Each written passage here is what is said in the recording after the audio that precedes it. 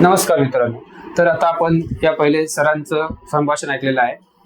आपण या पहिले माधवराव वट्टेमार विद्यालय तील मुख्याध्यापकांचं संभाषण ऐकलंय. सर ज्या विद्यार्थ्याबद्दल बोलत आहोत आपल्यासोबत आता ते विद्यार्थी आहे प्रणय परमेश्वर बाचकलवाड.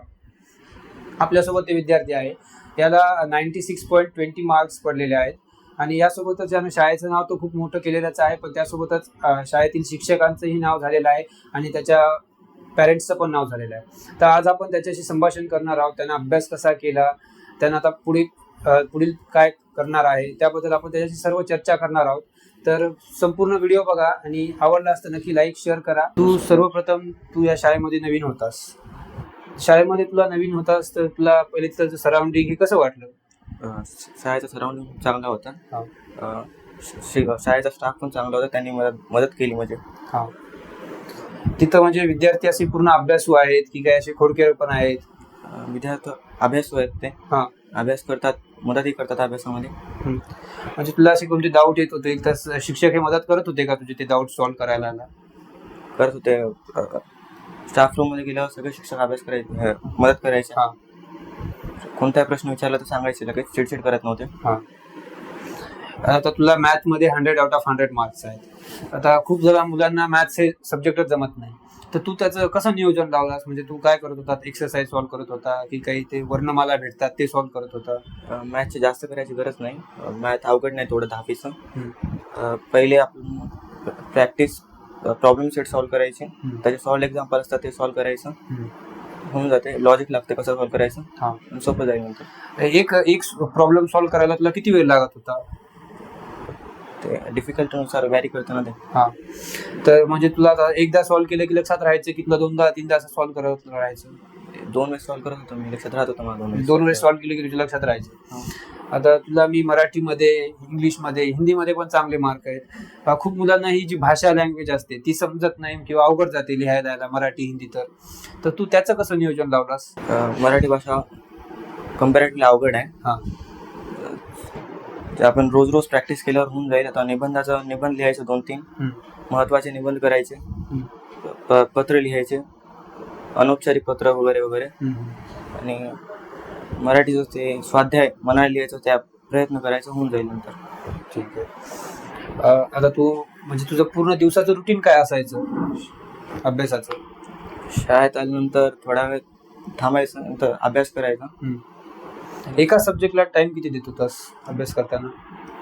1.5 तास एका सब्जेक्टला? 1-1.5 तास. आता माझा प्रश्न काकांना आहे. काका, जसं की आता कॉम्पिटिशनची लेवल आहे, सगळेजण कॉम्पिटिशनच्या मागे पडत आहेत. तुमचं म्हणजे त्याच्यावर काय असं प्रेशर होतं का 90+ मार्क पाहिजे तसं काही? नाही. सर्वात महत्वाची गोष्ट असं आहे की विद्यार्थ्याचं सातत्य हे बरोबर त्याला यशापर्यंत नेते. कारण कसं, आपण त्याच्याकडून आकडा, फिगर हे महत्वाचं नाही. एज्युकेशनमध्ये फिगर महत्वाचं नाही, ते त्याचं सातत्य नियमितपणा हे बरोबर त्याला यशापर्यंत नेऊन जाते, फिगरपर्यंत नेऊन जाते. कधी आम्ही त्याला म्हणलो नाही की बा एवढे पर्सेंट घे, कधी म्हणलो नाही. त्याला प्रेशर कुठलंच नव्हतं, पण त्याचं नियोजन असं आहे की बरोबर त्याचं परफेक्ट नियोजन करून तर याच्यातच नाही. 5वी शिष्यवृत्ती, 5वी नवोदय, 8वी शिष्यवृत्ती, जिल्ह्यामध्ये जे 163 म्हणजे मेरिटमध्ये आली होती त्याच्यामध्ये हा 18 होता. 9वीला तो याच्यामध्ये आला आपलं होमी भावामध्ये.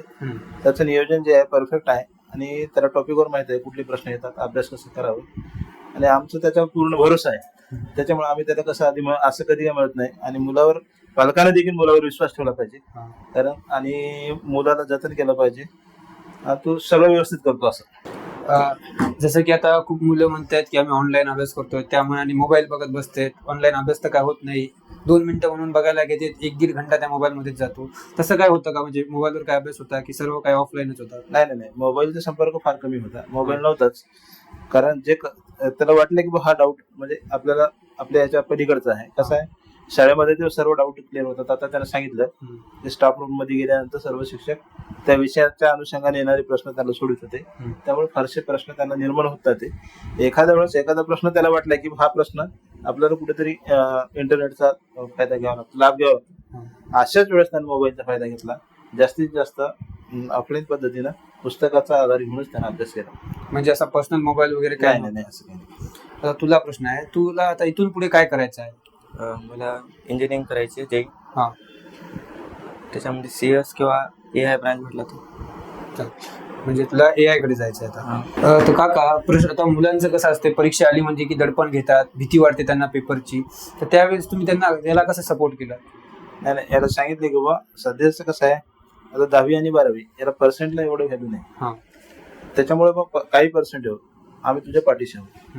आणि त्याला माहित आहे आपले पाल्ले, आपले वडील आपल्या पाठीशी आहेत, आपली आई आपल्या पाठीशी आहे आणि तो देखील निर्भीड आहे. मला हेच सांगायचं आहे टोटल तुमच्या चाहत्यांना किंवा मुलाच्या पाठीशी राहा, मुलाला आधार द्या.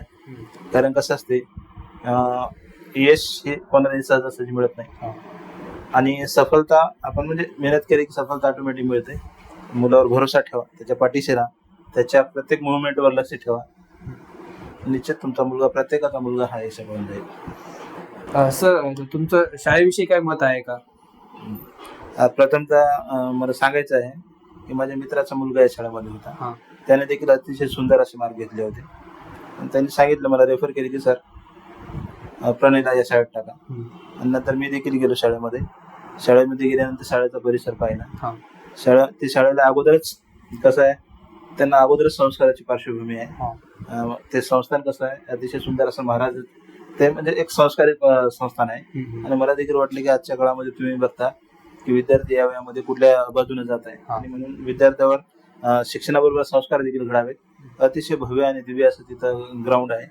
शारीरिक खेळ देखील शाळेमध्ये होतात आणि म्हणून अतिशय सुंदर सगळंच एव्हीएस आपण जे म्हणतो, सातत्यपूर्ण सर्वंकष मूल्यमापन, हे सर्व त्या शाळेमध्ये व्यवस्थित पद्धतीने होतं. गणिताचे शिक्षक अतिशय सुंदर आहेत. मी अनेक वेळेस, मी एक जागरूक पालक आहे. जागरूक पालक असल्याने त्या शाळेमध्ये अनेक वेळेस मी गेल्यानंतर प्रत्येक शिक्षक, आदरणीय शिक्षक मला वर्गावर दिसले. विद्यार्थ्याचे म्हणजे विद्यार्थ्यांना समजून घेताना, त्यांना शिकवताना, त्यांच्या अडीअडचणी मी स्वतः डोळ्याने पाहिल्या. अतिशय सुंदर असं शिक्षण त्या शाळेमध्ये होते आणि नुसतं शिक्षणच संस्कार देखील होतात. आणि म्हणून माझ्या सगळ्या पालकांना विनंती आहे की निश्चित शाळा चांगली आहे, शाळेची निवड करायला हरकत नाही. तर धन्यवाद, तुम्ही तुमचा इतका मूल्यवान वेळ आम्हाला दिल्याबद्दल. तर तुम्ही हे सर्व काही ऐकलेलं आहे. सरांनी जसं सांगितलं की आपल्या मुलांवर दडपण म्हणजे काही प्रेशर टाकू नका की एवढेच मार्क आणा, एवढेच मार्क आणा. मुलांना असं फ्रीली सोडा, जसं की आपण खेळायला सोडतो तसं. जसं की आपण खेळायला सोडतो तसं मुलं कसं खेळायला सोडलं की बिंदास खेळतात, तसंच अभ्यासामध्ये पण त्यांना असं मोकळीक सोडा, जेणेकरून की ते त्यांच्या मनाने त्यांचं आवडतं क्षेत्र निवडतील आणि फुल कॉन्फिडन्सने अभ्यास करतील. तर धन्यवाद.